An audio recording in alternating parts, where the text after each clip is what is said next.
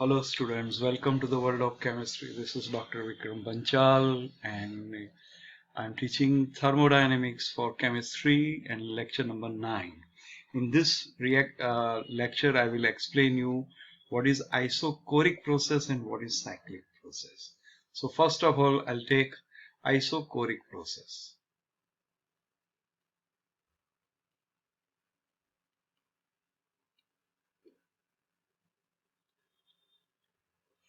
The name indicates that it is related to volume.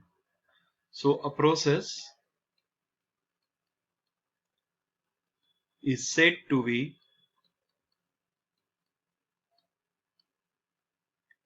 isochoric process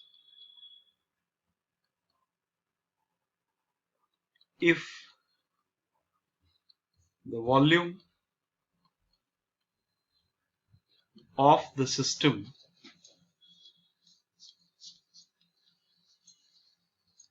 remains constant.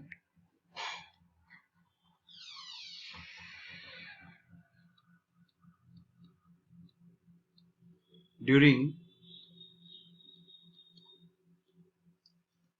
each step of the process. So main important criteria of isochoric process is that volume should remain constant. That means there is no change in volume, so dV is equal to 0. There may be change in pressure, but volume should remain constant. So let us take one example. First of all, we'll take example of 2H2 plus O2 gives 2H2O, this reaction. Here number of moles of reactants are 2 plus 1, 3. Number of moles of products are 2. Okay. So first of all, we start with hydrogen and oxygen in this closed vessel.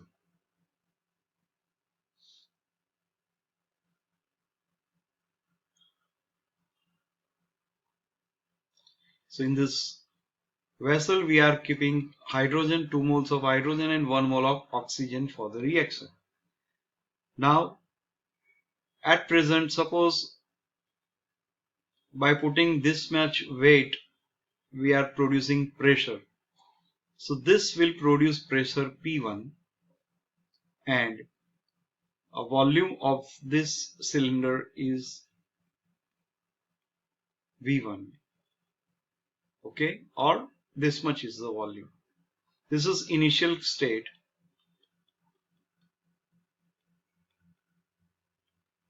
Now we want to keep volume constant. This is the condition, that V should be constant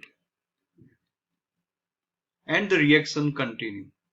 At the end, finally we get product, but we have to maintain volume constant. So we cannot change volume, then we have now 2H2O. In this case, volume is still the same, which is V1, okay, or is equal to V2. It is the same. But you see the number of moles are decreasing. In this case, the initial moles are 3 and now we have final moles 2 only. This is the final state of the reaction. And in final state we have only 2 moles. Obviously the volume of 2 moles will be different from volume of 3 moles. But if we want to maintain the same volume, that means we have to change pressure. If volume remain constant but number of moles decreases, then pressure also decreases, because pressure is directly proportional to number of moles. So if number of moles decreases, then pressure will be decreasing. So now instead of 2 bars, we'll keep only one weight over here, which proposed pressure P2. And here we can say that P1 is greater than P2. Why? Because N1 is greater than N2. This is the reason. So this way, if you want to maintain the volume, then you have to change pressure. So here what happened? we are keeping volume constant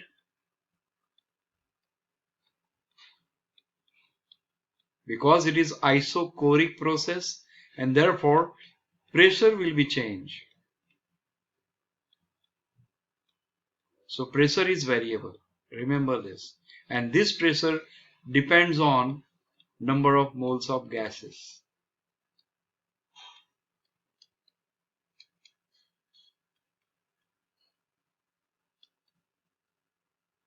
Second condition, let us take another example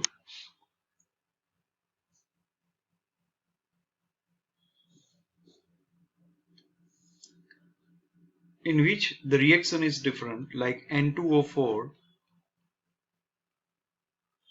gives 2NO2.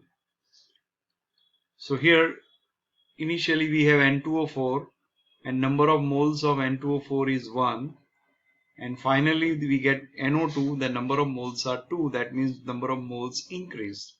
The important part of this is volume should be constant. Therefore we have to change pressure. Okay. So initial state in this cylinder, we are taking N2O4 gas and initial volume is V1. This is initial state. Now we have to maintain the pressure by putting weights over here. So this will indicate P1. Now finally we are keeping volume constant and the product is NO2 from N2O4. But important part is that we have to maintain volume. We cannot change volume. So let us keep it V1 only, which is equal to V2. So if here you see this, that number of moles in initial state is 1, but in final state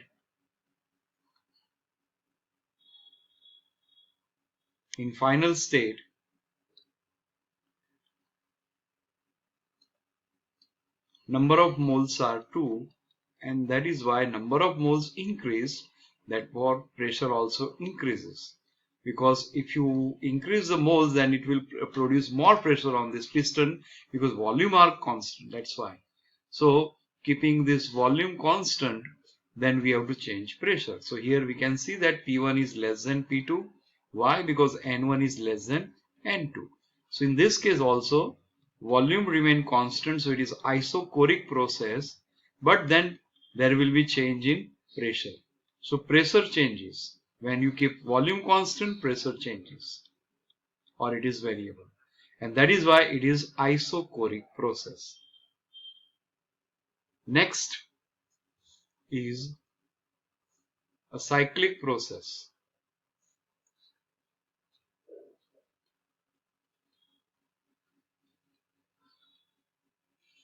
Well, cyclic process matlab when a system in a given state goes through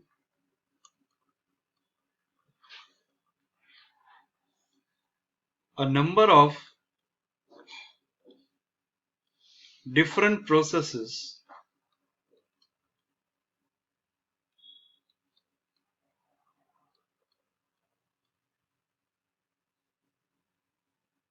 and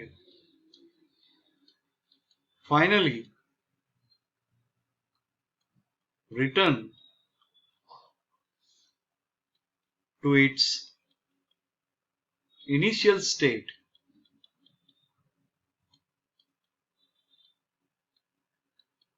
the overall process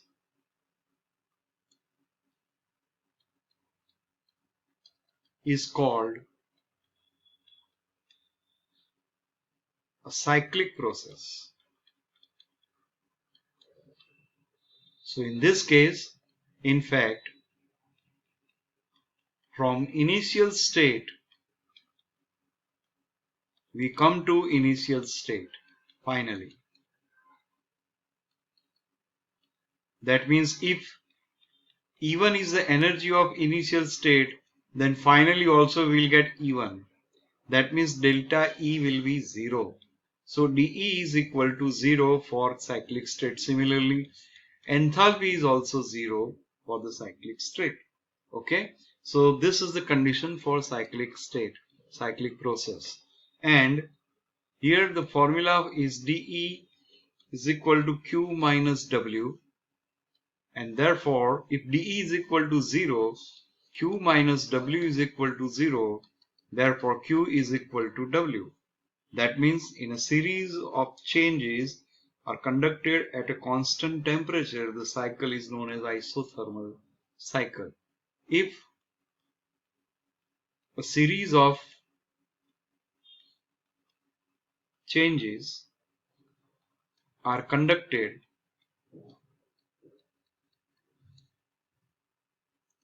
at a constant temperature,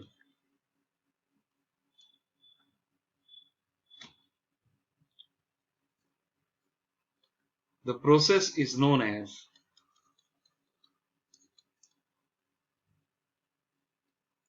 isothermal cycle.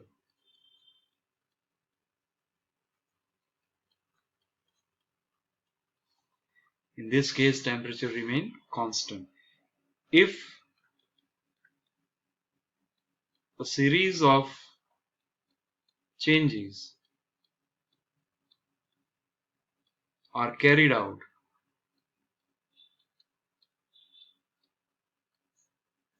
reversibly,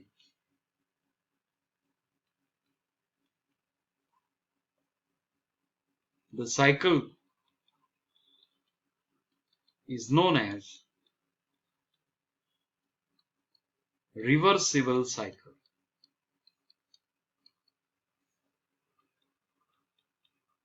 Okay, so this is all about cyclic process. That's it in this lecture. Thank you so much.